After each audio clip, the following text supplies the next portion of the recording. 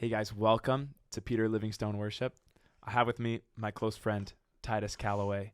We've known each other for a few years. We've done some ministry together. Yeah. And I just invited Titus here just to tell us a little bit about himself, to talk about his journey, even with worship and prophecy, and a little bit of his testimony as well. He has a powerful testimony, a powerful story. I love this guy a lot. And yeah, take it away. Thanks Tell for us a having little me, bit Peter. about yourself, whatever you feel inclined to share. Yeah. I am currently in Bible college over at Kingdom Movement School of Ministry, which you have some experience in the last 3 or so years of your life. But yeah, me and Peter go way back. We've been running together and also separately, but then always reconnecting at some point or another. And we've come quite a long way. Peter's been one of the people who's watched my journey from the beginning, and so he has a lot to say. And so yeah, I'm just honored to be here. I appreciate the warm welcome. So to start out, I'd like to ask you, what was it like when you first encountered God? Like, where were you before? Mm-hmm. Just a little bit, like, Yeah. like what was happening in your heart before, Mm-hmm. and then when the Lord met you, what changed in your heart? Yeah. It's a pretty loaded question because I think the better question is like, what wasn't wrong with me before? I was actively in the BLM protests, looting and breaking into buildings, and just I was a hoodlum, to say the very least. I was dealing with a lot of addictions to drugs and obviously like lust and just the things that our generation really is completely encapsulated by, and so yeah, my heart was in a really, really dark place. Just growing up in a lot of just a dark environment at home, abusive mother, absent father, all these different things that kind of just led to my need for validation in people, and so there comes the popularity and the parties and the doing drugs to fit in at first, and then you actually start to get kind of addicted to them, and so I was dealing with addictions to drugs for quite a majority of my teenage life. Softer stuff, and then leading into a little bit harder stuff. But now, I mean, the Lord has completely done a 180-degree turn of my life. I was on the path of 100% to death. I was talking to my sister today about it, just how much she has done in my life and how much the Lord has done in my life to completely change me around. Just a hardened heart full of anger and resentment and unforgiveness towards my mother, and just a void inside of my heart that the Lord ultimately came and filled, and totally. Joy for mourning and praise for heaviness. And so, yeah. Wow. Yeah. Just for us a moment, could you talk a little bit about how, I know it's like a loaded question, but how doing the drugs and all those partying to fit in kind of negatively affected your mental well-being, or maybe just your spiritual life, like, or even your relationship with your family. Yeah. Like, what was that like for you? Yeah, I think fitting in is something that I think most people struggle with. I think we were created for a tribe. We were created for a family.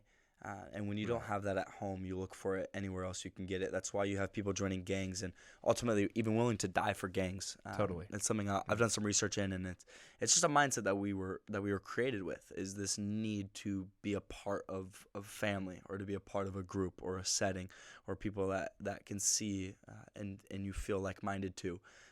And just where I grew up, I mean, I kind of moved around a lot, but ultimately landing when I was in high school and kind of more of the hood.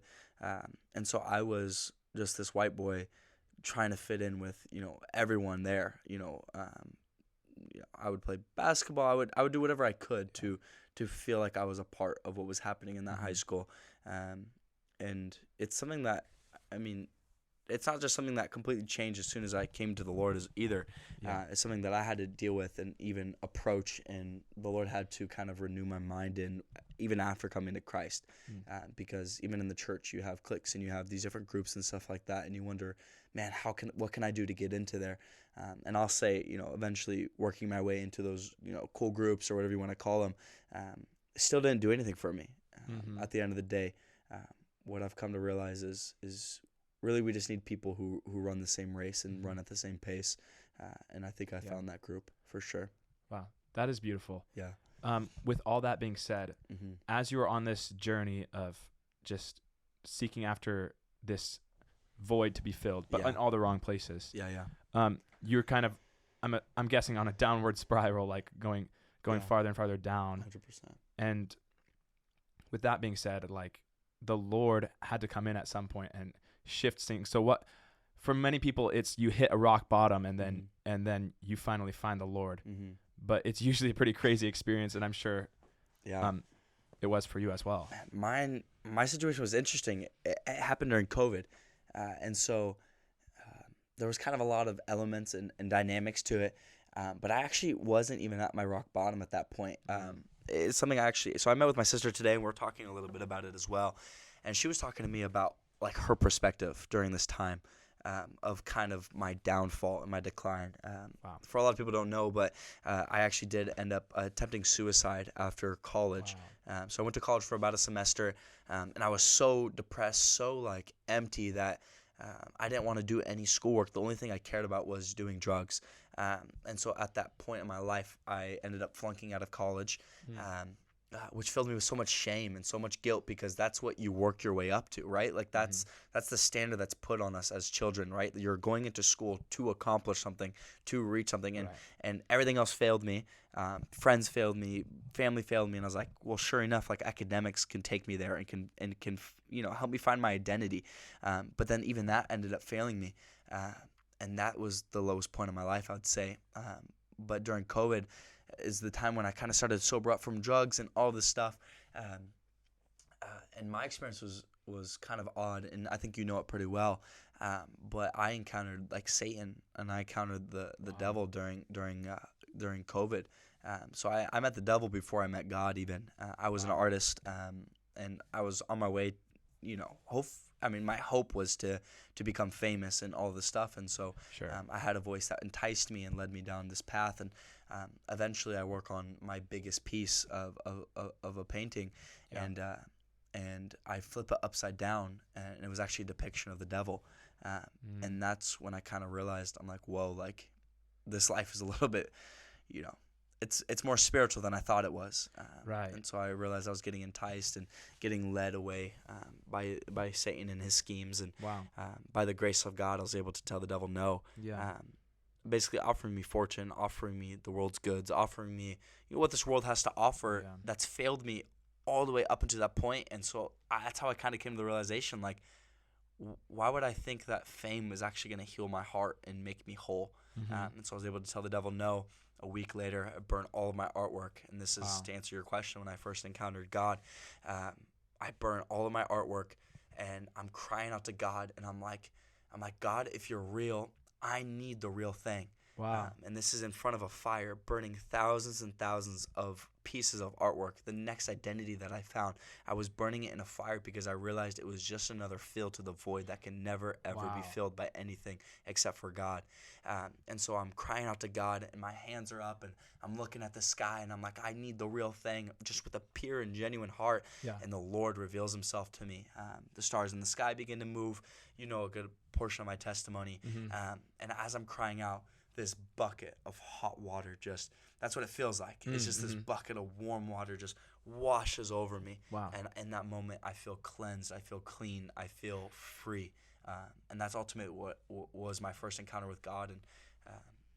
So that was the first time I encountered the presence of the Lord, and in that exact moment, just set free from so many things, so much trauma, so much pain, so much torment. And then obviously it's still a work in progress, and the Lord is doing that work now.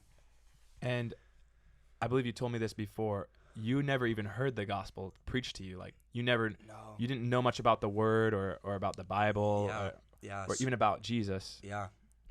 It's true. I grew up in the church. I was going to the church every Sunday, but I never ever had an experience or an open heart to the gospel. And so it was always just words in my ears.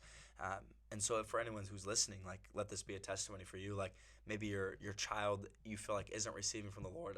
I do believe that there's going to come a point when they encounter God, and actually just prophesy that over you, that there's going to come a breaking point for that child where the heart will actually be turned to flesh to receive, and the eyes to perceive, and the ears to actually hear.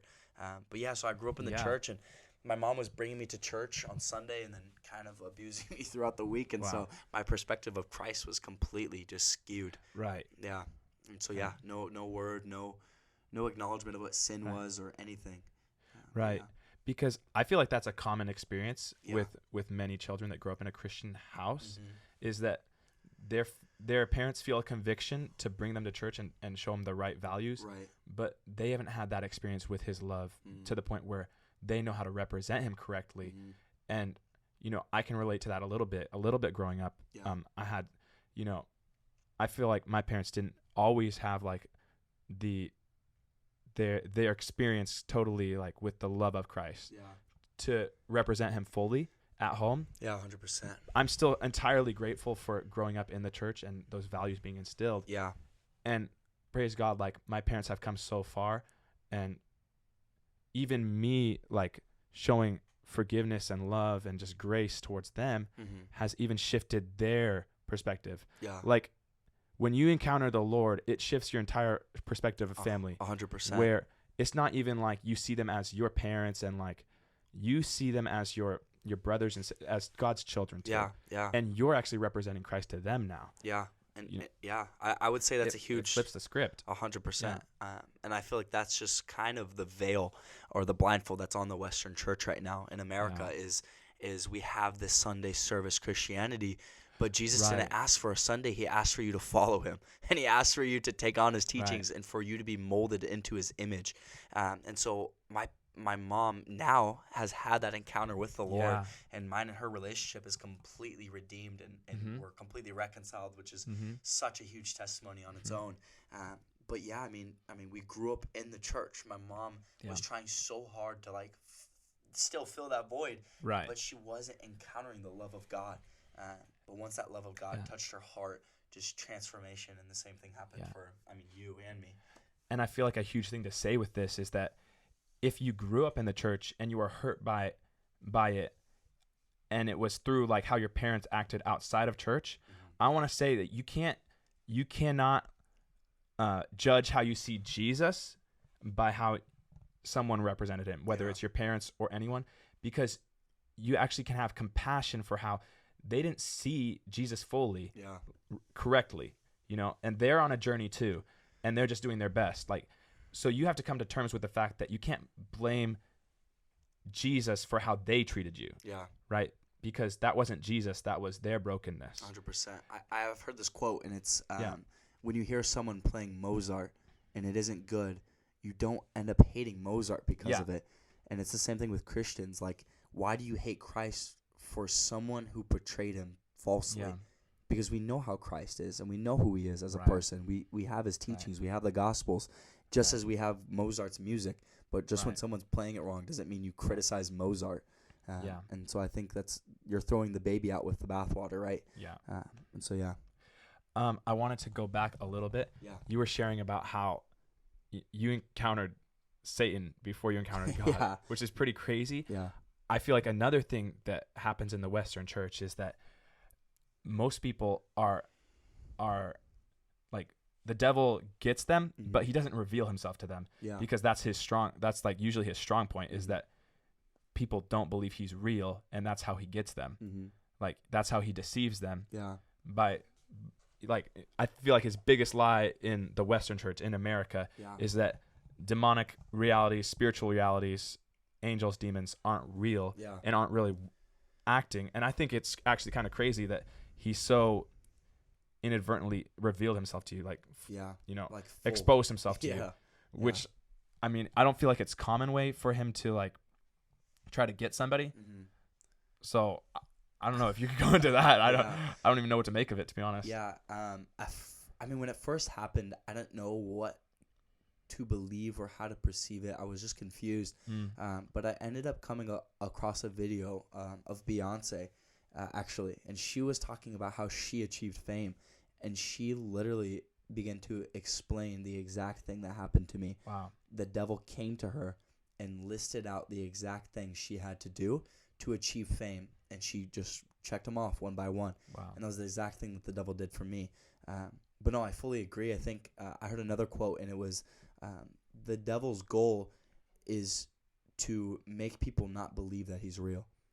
And it's just true. Like, a lot of people are in poverty. A lot of people are in brokenness. A lot of people are, they're in bad health and all this stuff. And they're like blaming God for it almost. When in reality, the shield of faith that they should be carrying needs to be up, right? Because in Ephesians, it talks about the enemy is sending fiery darts at you. Mm-hmm. And so sometimes we can, even like in my life with relationships, man, why is this going wrong? Why is this going wrong? Why is this going wrong? And it's because I'm not taking up my shield of faith. I'm not actually putting on the armor of God. Right. Why would we need an armor if the enemy wasn't still active today trying to accomplish something on the earth? And that isn't to say that the devil has authority or power over us, but what he can do is deceive us into a lack of faith, which allows, open doors. It's like a piece of armor that has like a hole in it, and you're allowing at least one part of you to get attacked by the enemy. And so, no, I fully agree with you. But yeah, my situation was completely different. Pretty unique to a lot of people's testimonies. I have another friend who's in the music industry, and the same thing happened to him, but through social media.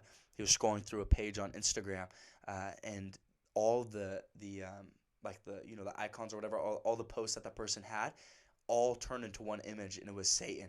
And Satan actually approached my friend and did the same exact thing. And so the enemy is not trying to hide anymore, and we know that, and we see that, right? With social media. We see that with famous people. We see that with artists. Almost every artist, and almost every rap artist has an upside-down cross somewhere on their body or on their neck, a chain or something. Yeah. And so the devil is more and more exposing himself, desensitizing us to his presence. And now you're like going to concerts with Playboi Carti and Lil Uzi Vert, and you're wondering why your life is kind of in shambles.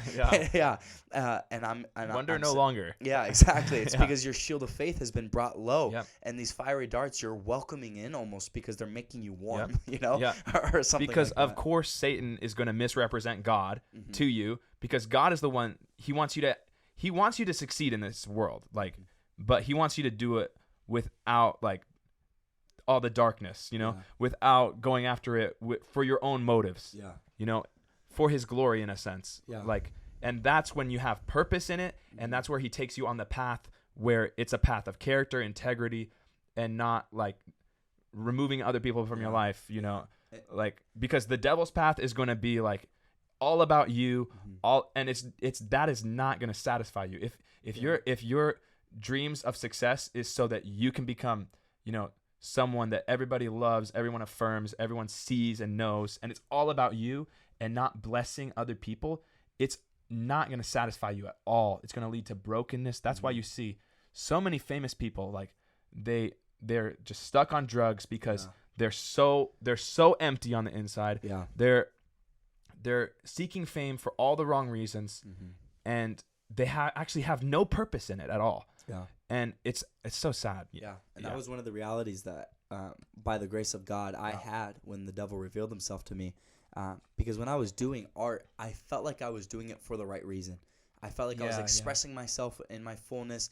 I felt like I was doing something unto a higher power at that time. I was deep into New Age and all of this different stuff.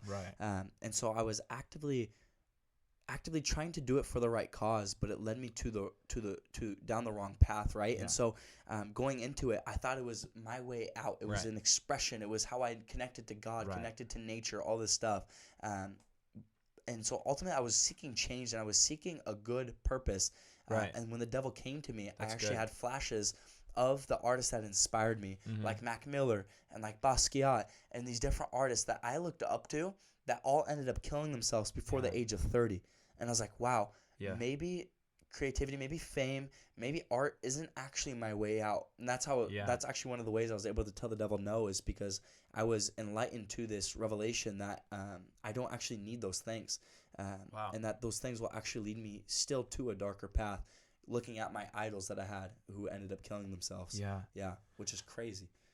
And all that to say, the gift that you have and the gift that we're given, the devil wants to take it and pervert it. Exactly. Like that gift is from God. Yeah. But when you submit, I want to say yield that gift to God, then he'll take it and he'll protect you in it, where it's not going to take you down a path that's going to destroy you.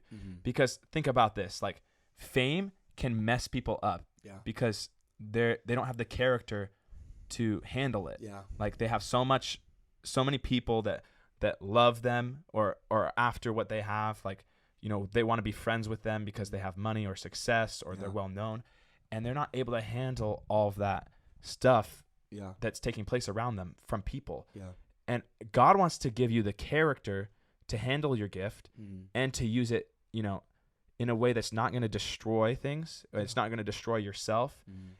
And where you're basically, God wants to protect you with your gift. Like he wants you to use your gift. He wants you to, you know, fully manifest what he's given you on the earth. But you have to give him that gift. Like you have to let it go in a sense. Like if you know you're gifted and you have a great calling and you feel like a call to reach the world and to change the world, you have to like put it in God's hands. Yeah, you have to die to it. Exactly. You have to humble yourself and you have to give him that gift, and you have to allow him to get to activate that gift in the right time. Yeah, and I'm even taking to Abraham in that. Yeah. Like literally the promises that we see given to all the men of God in the Bible, at some point they had to die to it. Yeah. Literally Isaac, Abraham's son, who Abraham believed that the promises of God would come through, he had to lay down on the altar and give it back to God to say, hey, God, I actually love you and trust you and want to obey you. Yep. So all four of those things that I just listed all have to do with character, trust, obedience, all these things. It's all character, stuff that's built within you. And so that character was revealed. The true heart of Abraham was revealed when it was tested by God. And he had to lay down the promise. He had to lay down the calling even. And I've had to do that so many times in my life, where calling became my focal point. It became my main desire. And the Lord asked me to lay it down multiple times.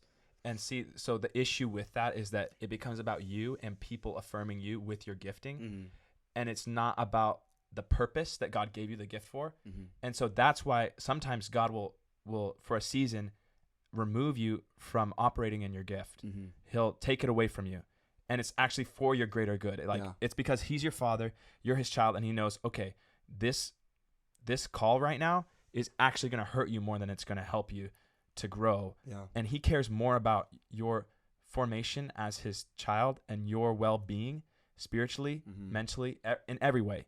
He cares more about your well-being than your stepping into your success. If I may, I'm even taken to Jesus. Jesus didn't start this ministry. He knew he was supposed to save the world, and he didn't start it until 30, and he gave himself 3 years, 3.5 years to save the world.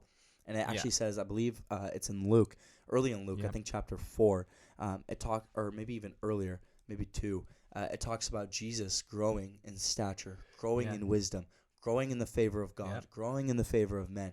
For Jesus 30 himself, years, he was doing what he wasn't even called to do. Exactly. Growing in character, growing in these things that is listed in the Bible. A lot of people don't like that, but it says that Jesus grew in wisdom. David, anointed king, had to wait 30 years before he actually took the position that God promised him. Funny, it's also 30 years. Exactly. Moses, 40 years in the wilderness, knowing that he was supposed to be the one to take the Israelites out of captivity, held back for 40 years so he wouldn't get it wrong again. Crazy. And I've experienced that in my life with ministry. Thrown into ministry at such an early time with God. Like a year into knowing God. Exactly. A year into the faith. Crazy. And I was being trusted to these things, and I bless the leaders who entrusted me to those things. But my character wasn't formed yet. And like Moses, I was doing it wrong at first, right? Like he came over there and he ended up killing an Egyptian. And then his reputation failed him. Like these things began to fail him, and he knew that he couldn't save him at that point. And it was the same thing for me. I had like 2 years at least of my walk with God and walking in ministry where my motives were impure, my character was flawed, my reputation was skewed. Crazy. All these things were failing me, and now I know that the season that I'm in now is like that 40 years in the wilderness. And if it takes 40 years for God to do that work in me, so be it. But I trust him that when I come out of that wilderness, I will be like Moses, able to trust in the Lord and take those people that are in captivity and bring them into the promised land. And so I trust the Lord's timing. And I think that's such a temptation upon mine and your or our generation. Yeah. Like, with the ease of like influence. Exactly. Like the ease of getting influence. Like you can blow up on social media and you instantly feel like you have a lot of influence, but it's not necessarily God that gave you that influence. Exactly. And so it's a dangerous, I mean, it could even be God that gave you the influence because the calling and the gift of God are irrevocable. True. But the character is what sustains the gifting. It's what sustains the calling. And so we see so many people in our generation who are walking in works, walking in the mighty power of God, but their characters are so skewed, and it's such a temptation on us. And if I can go into identity right now, identity is like obviously just like one of the main things that I go after personally in discipleship and all this stuff. And so the temptation, I'll go into early into Matthew when Jesus gets placed into the desert, led into the wilderness by the Holy Spirit. Moments before this, the heavens open up, and what does God say to Jesus? He says, "This is my beloved son, in whom I'm well pleased." He walks into the wilderness, and the very first thing the devil tempts him, he says, "If you are the Son of God." Right. And so there's a temptation, right? If you are the Son of God, then turn these rocks into bread. And that's the temptation on our lives. If you are a son, Peter, then do this. Right. Instead of realizing that I'm a son before I even do anything for God. Jesus was called his beloved son before he even began his ministry. And the Lord saw him, and the Lord was pleased with him. Wow. And so I want to speak to every single young person listening. You are a son, and you don't have to work for your sonship. It's an inheritance. It's something that's given to you. And that's the temptation, I think, on me and you, even like as people who are called by God, as people who are called into ministry. And we feel that calling. Like it's in us. Yes. Like we feel like we're called to change the world. Exactly. To influence a lot of people, to reach a lot of people. Yeah.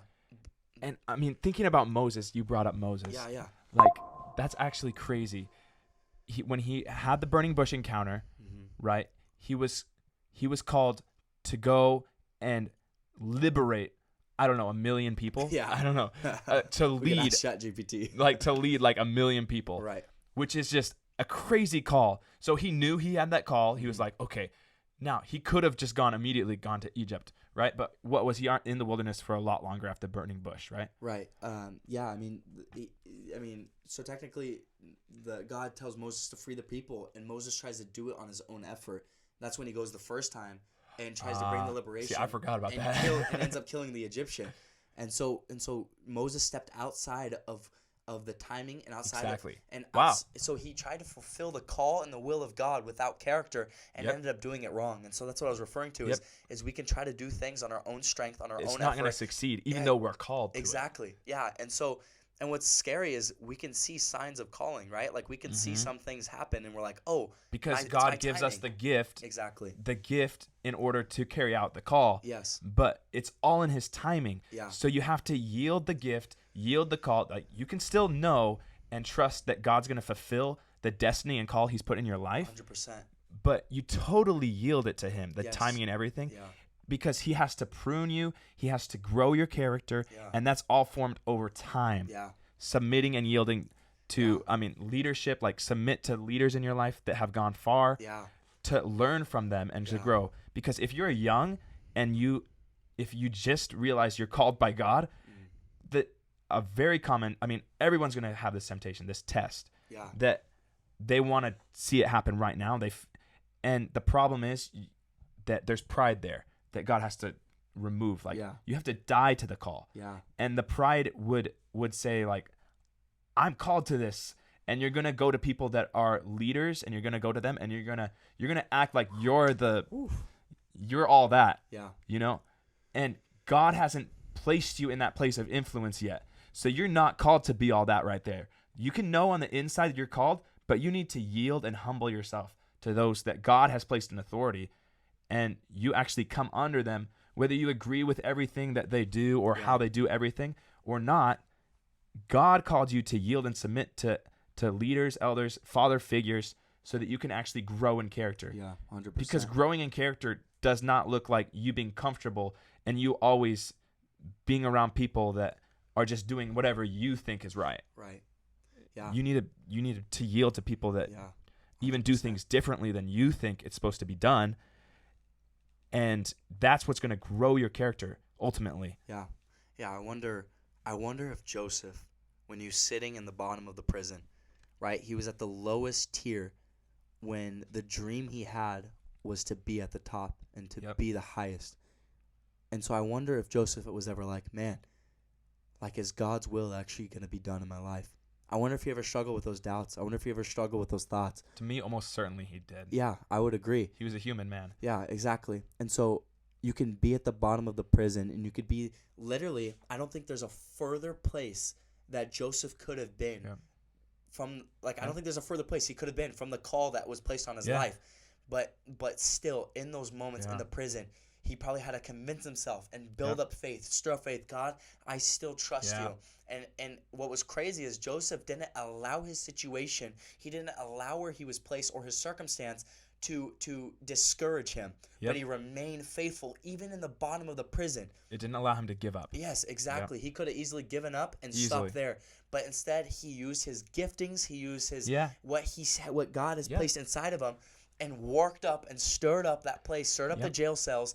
And God made a situation for his gift to elevate him. Exactly. For his gift to bring him into a place of influence. According to God's timing. Yeah. Yeah. And so it's just crazy amazing how that happened. Yeah. And I think it was just a test for Joseph's faith. And I've been through that. You've been through that. These seasons of hiding, these seasons where you feel so far from where God has actually called you to be. I'm here to encourage you. Jesus didn't start till 30. David didn't start till 30. Moses didn't start till who knows how old, 50, 60, because 40 years in the wilderness, in the desert, and who knows how old he was when he entered it. And so I want to encourage you, do not be discouraged by your age, do not be discouraged by your circumstance or situation. You are going to be like Joseph. You're going to fulfill the call, the will of God on your life. Amen. As long as you remain faithful, as long as you remain encouraged, full of joy, full of faith, and full of the giftings of God, stewarding it well, even submitted under whoever you're under. And so I just encourage you, young men, young women, just stay faithful with where you've been placed, and God will elevate you. It says in the Bible, humble yourselves, therefore, before the Lord, and he will exalt you in due time. Exactly. Stay humble, stay lowly, serve, and God will exalt you. It's a promise. It's something that will be fulfilled according to God's timing and not our pride. Amen. Yeah. Yeah. To add to that, like, God wants to show you that he's the God of the impossible. Like, he can take you from the jail cell and place you in the place of influence that he called you to. It's all, he wants to show you that he can create a situation out of an impossible. Yeah. Like, he can create a situation for your gift to bring you into a place of influence from a place of nothing. Yeah. Joseph in prison, like, prison is, you're not getting any influence out of prison. You know? Unless it's God. And God showed himself to be the God of the impossible. Exactly. Taking someone that had no platform, no influence, and placing him in a place where his gift could put him in God's call. And so, like you said, I just want to reiterate it, say it again, like, God can take a situation that's impossible, and he can, with the gift he gave you, place you in a place where he called you to be from an impossible situation. Yeah. And it just takes trust. It takes character. It takes patience. Yeah. So we encourage you guys. Yeah. Stay faithful. Stay strong in the Lord. Well, you guys, that's going to wrap up today's talk. I hope you enjoyed it. I hope this really blessed you. I hope you took some notes, because there were some really deep and beautiful things that we talked about today. Yeah. Thank you, Titus, for coming and speaking on the talk. And I love you, bro. Yeah. Thank you so much. Yeah. And blessings to all you guys. Amen.